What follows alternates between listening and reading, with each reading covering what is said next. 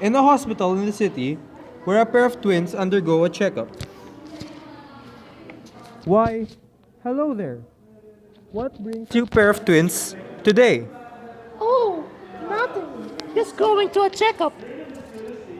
Why you two seem like grown-ups already? Where's your mom? She's in the waiting area. We told her that we're big enough to go to Dr. Antique and Ang. Well, alright. You two head along to Dr. Antique and Ang, and have a nice day. As the twins head to their doctors, they notice a woman whose belly is swollen and talking to another doctor. Why is her belly so big? Don't you know that is where babies come from? Of course, I know that. I was just joking. I wonder how babies are made. We were like that too. I don't actually know, and I haven't seen twins like us yet. I wonder if we were special. Oh, I know that. Let's ask the doctors how babies are made and about us too. Great idea! The twins finally reach the doctor's room. Morning, Doc Ang and Antique. Why, isn't it the two rascals here for another checkup? Twin A and B fail to reply as they see two other kids who are exactly alike. I'd like you to meet the other two twins. This is your first time meeting them, so you must be curious. How about I introduce you to them? Wow, they look exactly alike. They're more twins than we are. Yeah, that's what you call identical twins or monozygotic twins, while you two are fraternal twins or dizygotic twins. Cool. So what makes us two different? And I have a question, Doc Ang and Antique. How are babies made? The two identical twins overheard the conversation and joined in.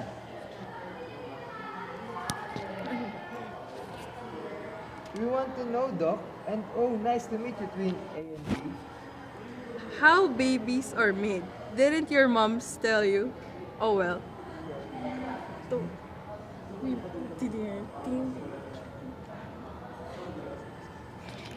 You see, it all begins with cells, which are what make you and me up.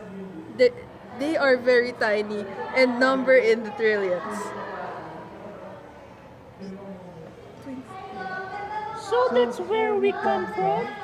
Well, there are specific type of cells in your body that makes you, and those are called the sperm and egg cells. Where do they come from?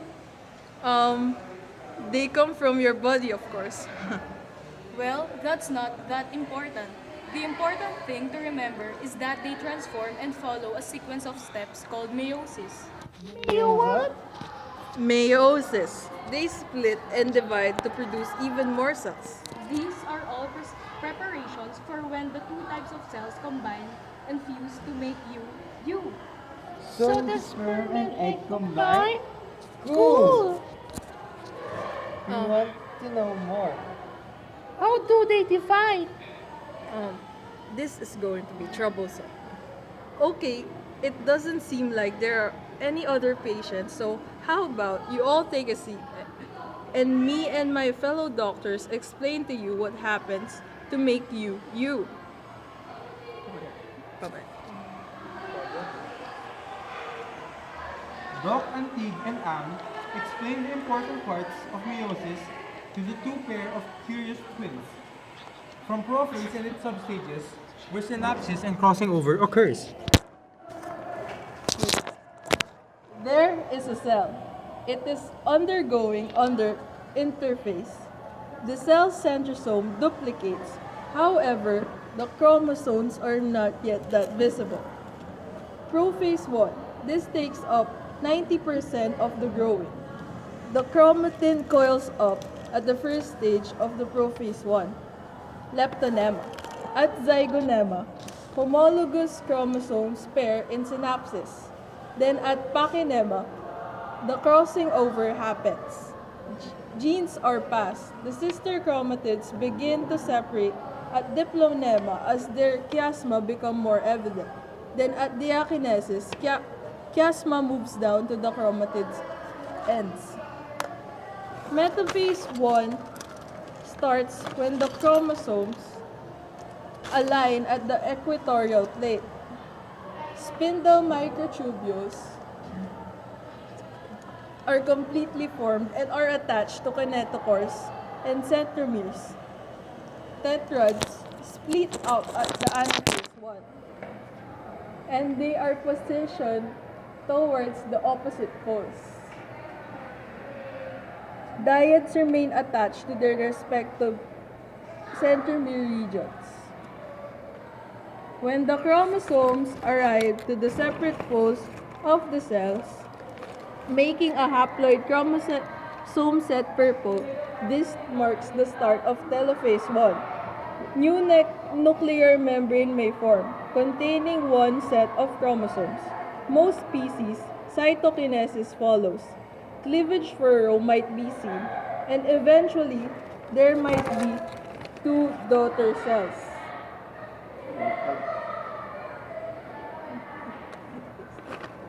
Now, for meiosis 2, we'll start with interphase 2, which is considered as the resting phase of meiosis. After interphase 2, we'll have prophase 2. In prophase 2, you can see that the nuclear envelope breaks down while the centrosomes are actually dividing into two. Next, you'll see the chromosomes. The chromosomes differ in their color at the edge of the non-sister chromatids. It is because of the crossing over that happened in prophase 1. Next is the metaphase 2. In metaphase 2, the centromeres go to each end of the poles, and the spindle microtubules are attached to the kinetochores of the chromosomes. Next is the anaphase 2. In the anaphase 2, the sister chromatids start to split into two. So each chromosomes are now going near the centrosomes. And last phase is the telophase 2. In the telophase 2, we started in haploid cells and still preserved it until the end. But now you can see from 2 cells, we emerged to 4 cells. And the nuclear envelope is now can now be seen, and this is where the fertilization starts. Oof, that was a handful. All right, you twins. You must be tired from all those concepts about cells. You take a rest. No, ma'am. This is so interesting. Now we know how they divide. How about when sperm and egg cell combine? Normally, people get bored when we talk about this. Wow, you twins are really bright and curious, aren't you? Well, Dr. Antig, how about we call the other doctors to explain fertilization and all other stuff, since it's already break time anyways. Alright, let's call Doc Glenn and Kakal. Those two don't have much work today. Doc Ang calls for the two doctors, Doc Glenn and Kakal, and the two doctors arrive to see 2 pairs of twins sitting and playing around. Why, if it isn't the twins and another pair of twins? So we have an identical and fraternal twins. Nice. So you rascals, I see that Doc Ang and Antig told us that you want to know more about how the sperm and egg cell combine. It is actually called fertilization, and it is a 5-step process.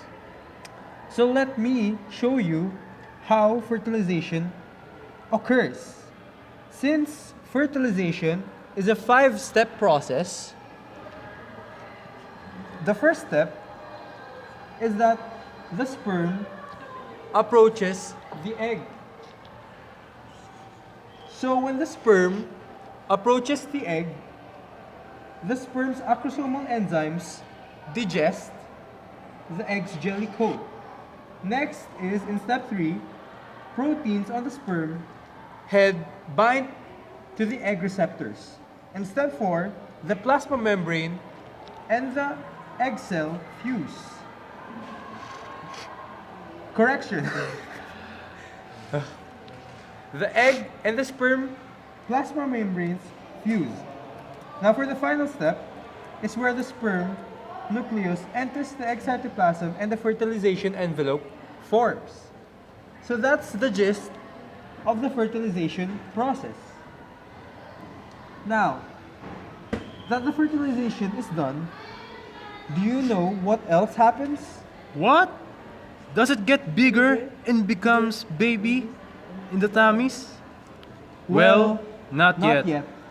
They actually once again undergo cell division to form cleavages, like tiny creases or lines in a ball. Oh, Like a basketball. Yeah, parang bula. But these lines or creases start out as 2 cells, then 4 cells, then 8 cells, then many cells. Think of it like partitions that are called blastomeres. Or yeah, like a basketball but with a specific number of lines and then goes on to make more and more lines or partitions. Just remember, the important part is that they form a blastula. This blastula is a hollow ball, think of it like the shell of a leather basketball. And like the ball, it is hollow. That part which is hollow is called the blastocoel. Doc Antig steps in. And you know what, kids? This is actually the part where you become you, since this process is important for twins. So, twins C and D, you guys are identical twins. And what happened in your cleavage division is that from the moment an egg cell was fertilized, you began to split into 2 and are already 2 in the first division, and you both share the same set of genes. While for fraternal twins, there are actually 2 fertilized egg cells instead of just 1. That's why you guys do not share the exact same genes and do not look like exact carbon copies compared to the identical twins. Wow! So, cool. So what happens next? You guys still want to learn more? yes! Speaking of next, is that Doc Sander and Roy? Why don't you guys explain the next part after the formation of a blastula? Speaking of next, is that Doc Sander and Roy? Why don't you guys explain the next part after the formation of a blastula? Alright, seeing that these kids are curious, let's start, shall we? Up next is the second major phase of the development of embryos, which is the gastrulation. It is a big word, but just remember that the blastula, from a hollow ball of cells, turn into a 3-layered embryo called a gastrula. Doc Roy and Doc Dare further explain gastrulation until the part where the 3 layers are formed and eventually develop into all parts of the adult animal. The blastula, formed by cleavage. The cell blastula is a partially hollow ball of unequally sized cells. As the cross-section shows, the cells toward one end, called the animal pole, are smaller than those near the opposite end, the vegetal pole. These cells near the vegetal pole are larger because they contain yolk granules which make them divide at a slower rate than those at the animal pole. The 3 layers on the blastula indicate regions of cells that will give rise to the primary cell layers: ectoderm, the blue colored, endoderm, the yellow part, and mesoderm, the pink part. A glance ahead at parts show that the cells will form endoderm move from the surface to the inside of the embryo. Blastopore formation. Gastrulation begins when a small groove called the blastophore appears on one side of the blastula. The blastophore is the place where cells of the future endoderm move inward from the surface. Yes. Meanwhile, the cells that will form ectoderm spread over more of the surface of the embryo, and the cells that will form the mesoderm begin to spread outside. Next one is cell migration to form layers. The beginning of the three layers can now be seen in the cross-section. Migrating endodermal cells have produced a simple digestive tract called the archenteron. The advancing endoderm and the archenteron have filled some of the space formerly occupied by the blastocoel. Cells that will form the mesoderm are located between the endoderm and ectoderm. And lastly, completion of gastrulation. Gastrulation is completed when the embryo is three-layered. Ectoderm covers the surface except for a cluster of endodermal cells called the yolk plug. The yolk plug marks the site of the blastophore and of the future anus. At this stage, the endoderm and its archenteron have replaced the blastocoel. Mesoderm forms a layer between the ectoderm and the endoderm. Now, we really ought to get going. It's the start of our shift. How about Nurse Sophie and Fatima accompany you twins for the finale? Doc Dare and Doc Roy now leave. Nurse Sophie and Fatima are now going to replace the two doctors in explaining the next part of this whole process, which is where the three layers called the endoderm, ectoderm, and mesoderm form. Nurse Asadil and Nurse Sophie now arrive. After gastrulation, you know that there are 3 layers, right? Yes, there are 3. Those 3 layers are the ectoderm, endoderm, and mesoderm, and subsequently they form organs such as the notochord, which is developed in the mesoderm. Another organ, hollow nerve cord, begins to form in the ectoderm, sorta like this.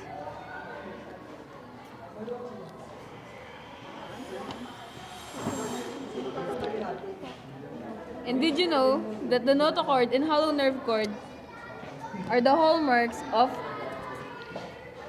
chordates? There is also the neutral plate and neutral fold, which are ectodermal ridges. This neutral plate rolls up and forms the neutral tube, which sinks beneath the surface of the embryo. The tube will actually become the brain and the spinal cord. After gastrulation, the organs now will start to form.